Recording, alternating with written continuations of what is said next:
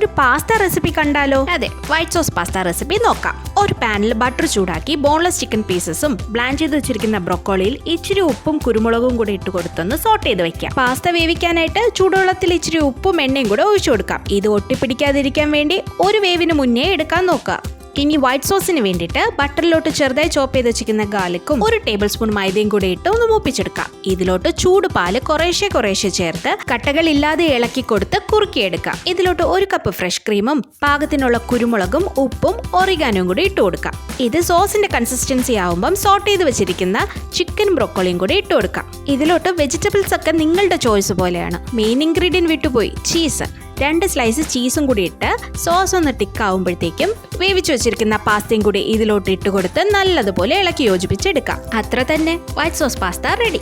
ചീസും ക്രീമൊക്കെ ഇഷ്ടപ്പെടുന്നവർക്ക് തീർച്ചയായിട്ടും ഇഷ്ടപ്പെടും. എന്റെ ഫേവറേറ്റ് ആണ്. നിങ്ങൾക്കോ? കമന്റ് ചെയ്യാൻ മറക്കല്ലേ.